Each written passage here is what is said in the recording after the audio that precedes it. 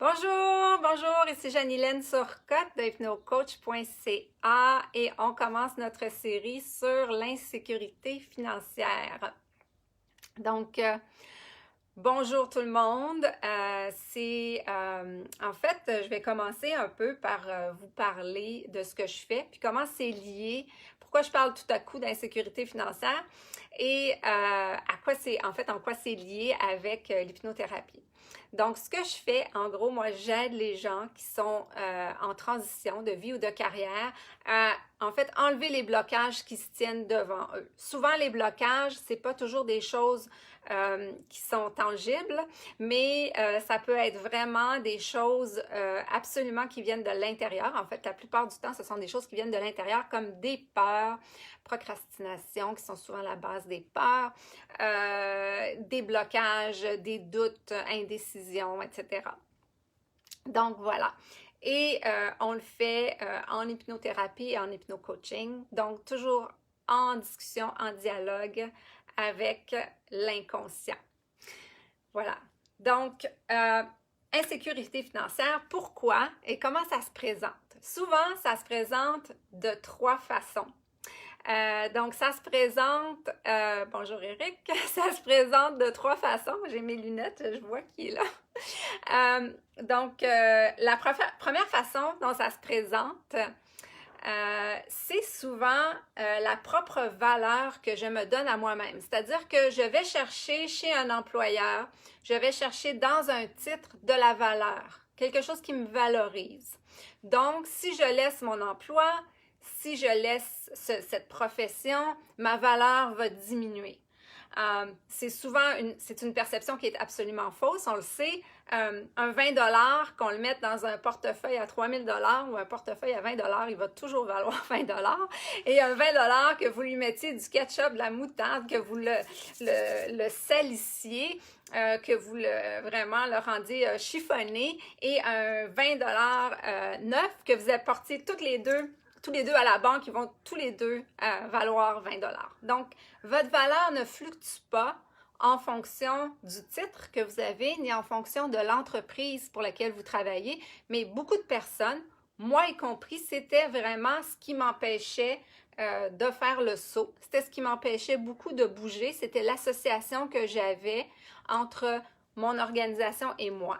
Quand les gens me demandaient, tu es en voyage, les gens te demandent, ah, qu'est-ce que tu fais dans la vie? Ah, je fais ça, je travaille pour telle entreprise. Moi, ça me donnait de la valeur et je sais que c'est un des croyances numéro un qu'on trouve. Donc, je ne suis pas assez, je ne suis pas assez adéquate, je ne suis pas assez importante. Et tout ça fait que, en fait, on va chercher un employeur de prestige, on va chercher un titre de prestige pour augmenter sa valeur personnelle. Donc, c'est très insécurisant de vouloir laisser cet emploi-là ou de faire un autre choix de carrière parce qu'on a l'impression que notre valeur va diminuer, notre valeur va changer. Donc, ça, c'est l'aspect numéro un. Donc, ceux qui viennent de se joindre, je parle présentement des trois aspects qui se présentent le plus quand on a affaire à l'insécurité financière.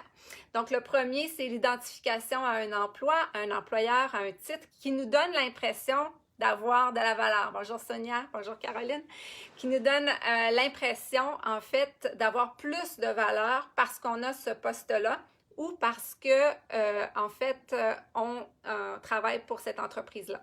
Donc, ça, c'est la boucle. La deuxième chose qui arrive souvent, c'est l'interprétation qu'on donne aux événements. Et ça, j'ai un exemple vraiment fantastique. Une cliente qui avait de la difficulté, en fait, à avoir un train de vie qui était régulier. Donc, elle disait, je gagne beaucoup, je ramasse encore à zéro, je gagne beaucoup, je me ramasse à zéro, je gagne beaucoup, je me ramasse à zéro, j'ai pas de stabilité. Et elle comprenait pas trop pourquoi.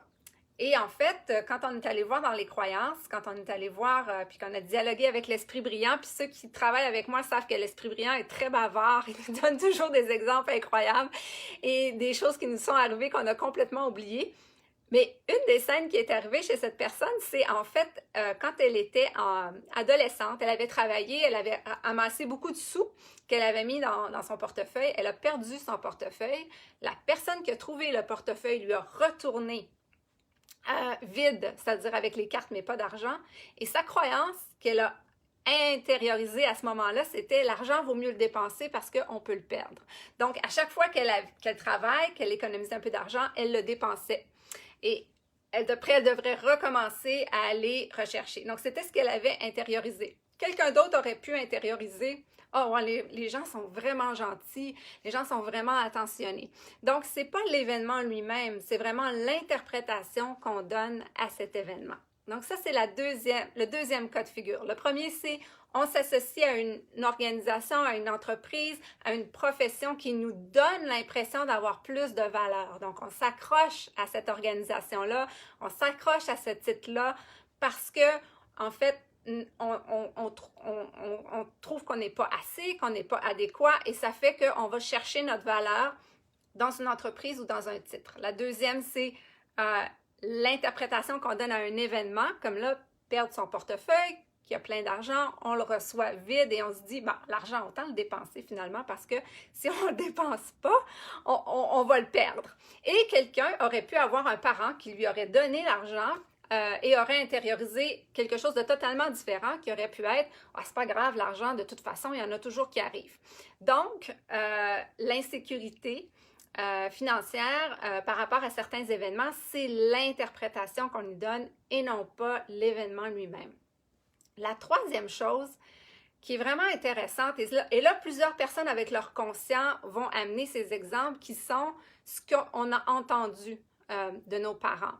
Souvent, de nos parents ou en tout cas de gens à qui on donnait beaucoup de crédibilité. L'exemple que j'ai, quelqu'un qui me dit, moi, Jeanne-Hélène, j'arrive toujours, mais j'arrive jamais à faire plus, j'arrive jamais à en avoir en avant de moi, j'arrive jamais à économiser, j'arrive toujours, je paye tout, tout est beau, mais j'arrive jamais à en avoir plus. Très intéressant parce que là, encore là, ceux qui travaillent avec moi et qui vont dialoguer avec l'esprit brillant, on sait qu'on a toujours des exemples fascinants. Le premier exemple qu'on a, elle est avec sa mère, elle a 5-6 ans, elle lui dit « Maman, à quoi ça sert l'argent? » Et sa mère de lui répondre « L'argent, c'est simple, ça sert à s'habiller, à se loger, et après ça, c'est du trouble. » Donc, elle a vraiment intériorisé toute sa vie, puis après, il y a eu d'autres scènes, d'autres choses qui sont apparues qui ont comme confirmé cet état-là. Mais ce qui est intéressant, c'est que par la suite, en fait, elle a vraiment intériorisé l'idée, elle a la croyance que l'argent, c'est bien pour couvrir ses besoins de base, mais au-delà de ça, c'est des troubles, c'est des problèmes. Donc, une fois qu'elle avait comblé ses besoins de base, elle ne développait pas des stratégies ou des façons, en fait, pour en générer davantage ou même pour économiser, etc. Donc c'était là où ça s'arrêtait pour elle. Très intéressant. Et il y a plusieurs d'autres exemples comme ça qu'on pourra parler cette semaine, notamment des chicanes avec un voisin quand la personne était enfant qui complètement empêchait la personne de réaliser ses ventes. Des choses vraiment banales parfois, mais on se remet dans l'émotion. L'idée, c'est toujours l'émotion. C'est à partir de là qu'on va chercher les croyances.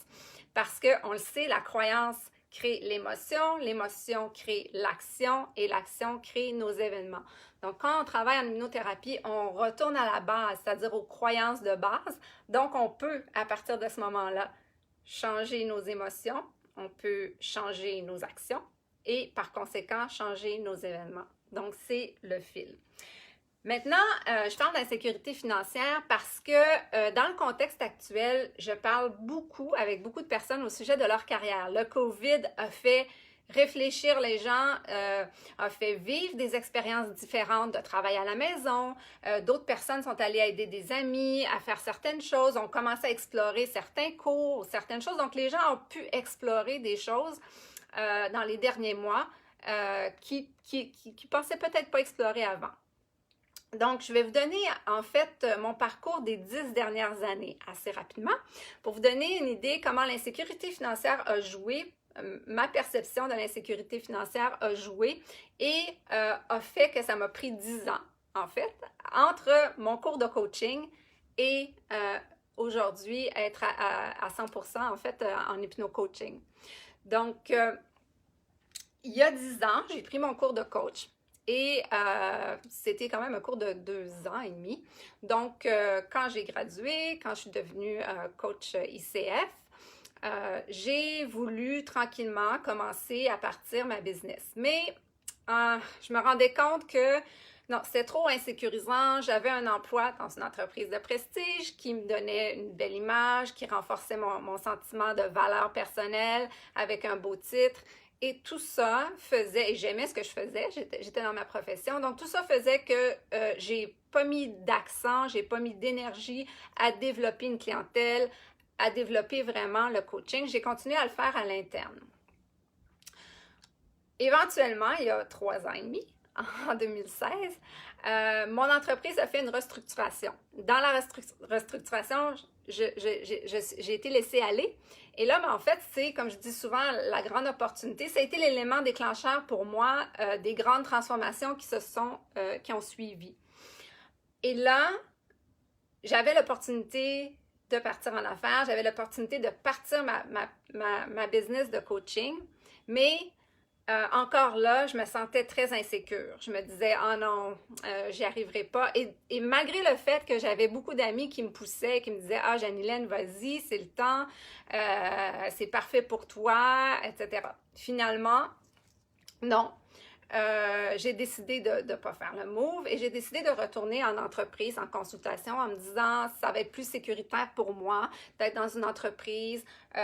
Et c'est fantastique parce que j'ai appris beaucoup de choses dans cet emploi de consultation. Puis en regardant en arrière, c'était la bonne chose à faire. Mais encore là, ma décision était vraiment basée au départ sur l'insécurité et sur me dire non, je ne peux pas partir toute seule, j'ai pas assez de crédibilité, j'ai pas assez ci, j'ai pas assez ça. En fait, c'était vraiment ma valeur perçue personnelle que je ne trouvais pas assez grande en fait pour faire le saut. Fast forward, éventuellement à travers ça, j'ai un ami qui m'a offert de partir ma business. En fait, ce qu'il m'a dit, c'est toi, tu devrais être en affaires, je le sais. Il avait plus confiance en moi que moi, j'avais confiance en moi. Et ça, c'était il y a 3 ans et demi. Et il m'a dit, je me souviendrai toujours, c'était le 18 décembre 2016, où il m'a dit, tu as 12 jours pour réfléchir. Mais d'ici 12 jours, si tu veux partir ta business, moi, je te fais ton setup complet, ton incorporation, tu n'auras pas à t'occuper de rien. Je te mets mes gens à ta disponibilité pour mettre ta business sur place. Donc, je l'ai fait, mais en fait, j'ai pas fait beaucoup de choses, d'activités. J'ai fait un peu de coaching, mais pas tellement dans les 3 années et demie, puisque j'ai décidé finalement de joindre une entreprise. Fast forward, je suis l'été dernier, j'ai déjà la piqûre pour l'hypnothérapie. Je suis coach, j'ai déjà la piqûre pour l'hypnothérapie et je vais prendre une séance moi-même de RTT avec une fille à Londres. Et là, vraiment, je me dis, waouh, c'est tellement transformationnel. Et on dirait que dans cette transformation-là, dans ces séances de RTT-là que j'ai eues, j'ai comme éliminé cette portion-là en moi d'insécurité. Et j'ai été comme prête à commencer à faire la transition, c'est-à-dire à réfléchir comment est-ce que je peux éventuellement partir mon entreprise et travailler à 100% de ce qui m'anime maintenant à 52 ans, qui est l'hypnothérapie RTT coaching. Donc voilà, tout ça pour dire que peu importe, que ce soit parce que vous avez l'impression que vous avez une plus grande valeur, si vous êtes associé à une entreprise ou même si vous êtes entrepreneur, peu importe, si c'est parce que vous avez interprété des événements ou si c'est parce que des choses qu'on vous a dit qui déterminent vos choix, ce qu'on fait en fait en hypnothérapie, hypnocoaching, c'est qu'on va voir la base, vos croyances. À partir de vos croyances, on voit les émotions que ça crée, les actions, les événements. Donc, on retourne à la base et on change simplement les pensées de base. Voilà. Donc, c'était en gros ce que je voulais vous partager aujourd'hui. On n'est pas obligé parce qu'on est tanné, parce qu'on n'est plus bien dans notre emploi ou on n'est plus bien dans notre situation de quitter. On peut prendre le temps de regarder qu'est-ce qui cause cet inconfort-là, quelles sont les croyances à la base de cet inconfort-là et on peut absolument reprogrammer nos croyances. Puis à partir de ce moment-là, prendre des décisions éclairées et faire une stratégie de transition.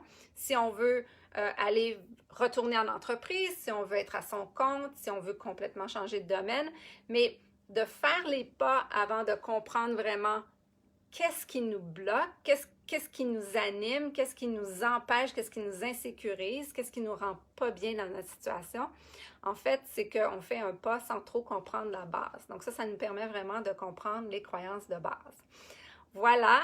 Donc, Jeanne-Hélène Turcotte, hypnocoach.ca. Si vous avez envie de parler avec moi de vos enjeux, si vous n'êtes plus bien dans l'emploi, dans la situation dans laquelle vous êtes prêt à faire le pas, vous êtes prêt à faire le changement, vous voulez comprendre ce qui se passe, pourquoi vous êtes bloqué, vous avez suivi ce cours-là, vous aimez le cours, vous aimez, mais vous êtes incapable de faire le pas, il y a quelque chose qui vous bloque, j'offre un 30 minutes gratuite et nous pouvons ensemble discuter et voir si la méthode RTT Hypnocoach est bonne pour vous.